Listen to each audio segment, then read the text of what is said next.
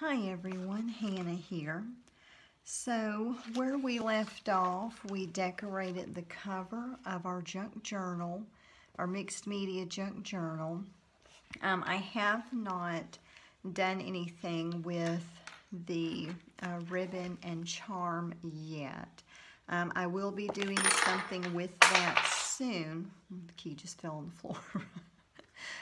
And whenever I do, we'll do a video on that. For right now, what I wanted to do, because I think I forgot to do this in the video, we thinned this out, but then I think we forgot to glue the pages together. So let me just go through, let me see, 1, 2, okay, so 1, 2, 3, 4, 5. So every 5 pages, I basically was going to glue it kind of like we did on our November and December junk journal, how every 5 pages. Of course, I really like this page, so I didn't really want to glue that because I really, really like this page. So I actually have an idea here. If I even just folded it and glued it, maybe just glued it, you know, just down here enough to cover your base. The reason why you basically glue it is just to kind of cover up where you tore out the paper in case it's uneven. I really do like this page. So I think this would be a pretty neat way to just kind of fold it in half. And then we've just got a little pocket here. So I think that's what I'm going to do on this one.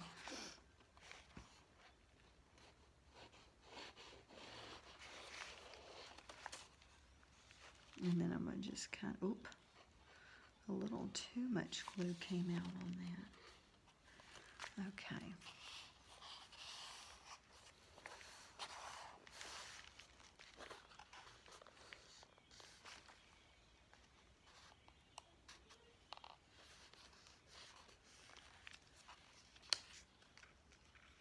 Just add a little bit more glue right there.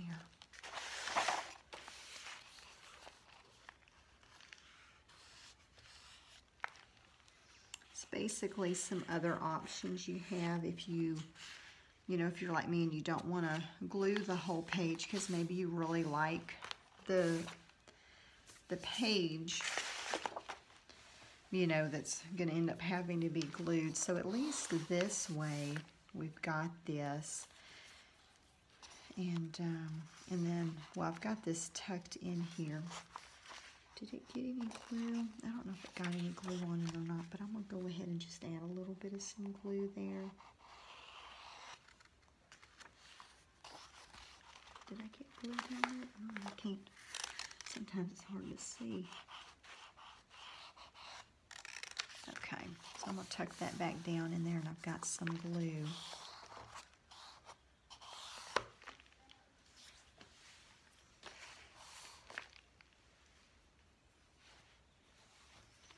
And you could leave the ends open if you wanted to.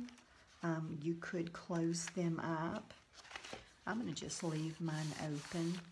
You know, I've got the bottom of it glued down, so that way when I tuck something in, it's not going to fall out. But, you know, might want to slide a bookmark down in there or something. Who knows? So then we'll move on to our next part. 5 pages. Okay, here's every 5 pages. Because I actually did cut them pretty good where it's kind of hard to see. So I think on this, some I'm going to make where to have a little pocket on this and some on the top. So I think this one I'll have it do like a little side pocket.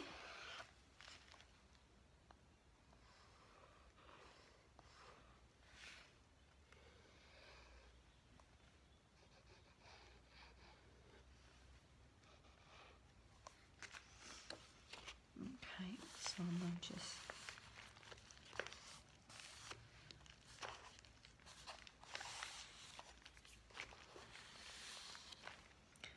hope that everyone is having a great Friday.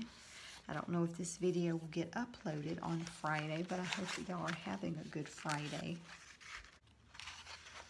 Okay, and then this one, I think I'll make it like the top pocket, just to kind of change it up a little bit. Now, you don't have to even do a pocket. You could actually just glue the whole thing up. You know, just glue the whole thing, and you don't even have a pocket. I've seen that done before too. I like to make my journals a little interactive, you know, have more places for storage. So that's why I always like to have a pocket.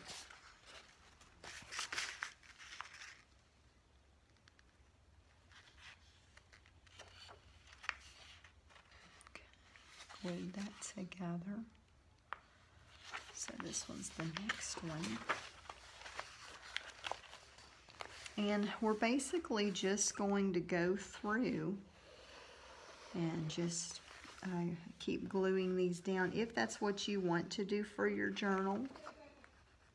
And I'm going to alternate the pockets where, you know, every other one is going to have a side pocket and every other one's going to have a top pocket. So that's what I'm going to do.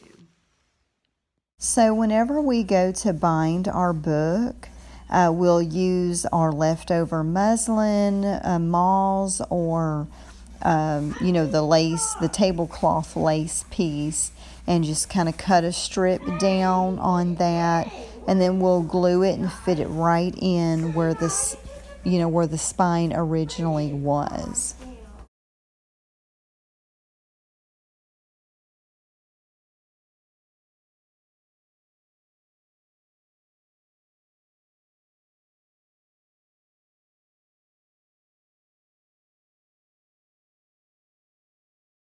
So I thought it would be pretty neat. I am loving these receipts. These are really cool. And I thought it would be pretty neat to take some of our paint, really pretty dusty rose. I love dusty rose. That was actually one of my wedding colors. And this is heavy acrylic paint, so it's really thick. I think it's probably almost too thick for this stencil, but we're going to just try it anyway. So I wanted to take and go over some of the words directly onto our receipt and just see how that looks.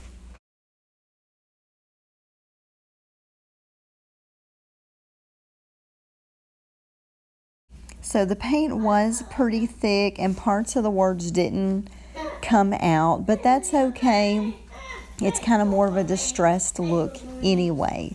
So that's what we're going for. I'm taking one of the die cut pieces, and I thought it would look really pretty to, you know, just kind of corner our stenciling that we just did. So I'm going to take some of my Aleene's tacky glue, or you can take your Mod Podge to just kind of glue it down. And then I also had this other die cut piece. I wanted to add some additional words on here. And then I went ahead and cut some of the seam binding, and I'm just making a little loop here on a little cluster of receipt tags here.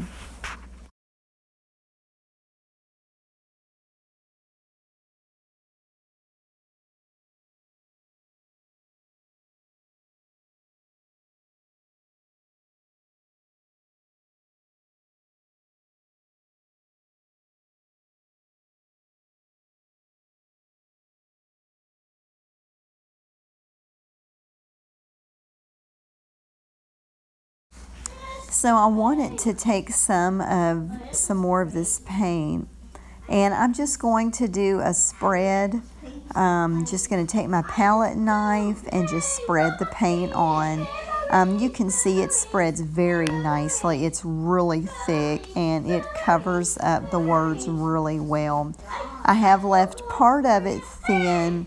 Most of it's pretty thick, but I'm kind of thinning it out a little bit because it's going to take forever to dry. So I wanted to go ahead and just kind of thin it out pretty good, but it's still thick and covers up most of the words.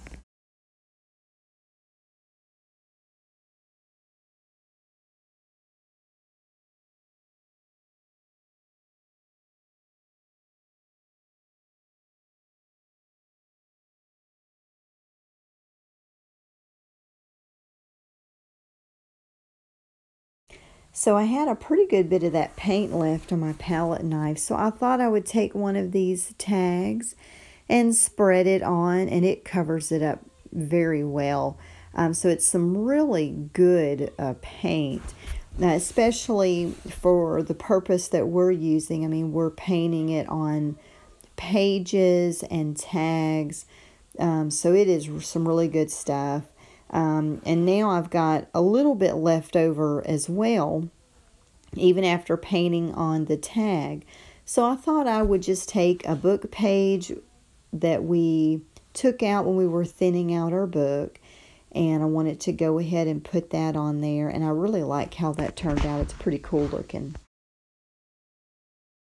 So the Phoenix Effect paste is pretty cool. Y'all know that I have been loving this. We used some in December, the Ice Effect paste. In this month's kits in the mixed media, I used and absolutely love it.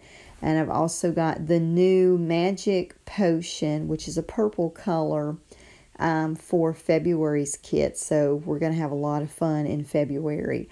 But I wanted to take the other tag, and I've got a little doily stencil, and I just, just kind of making a little mixed media tag. And I wanted to, show you that you can use it with your stencil. You can also even spread, just take your palette knife or brush and just spread it on. And which I do that as well, where I spread it on a piece of paper.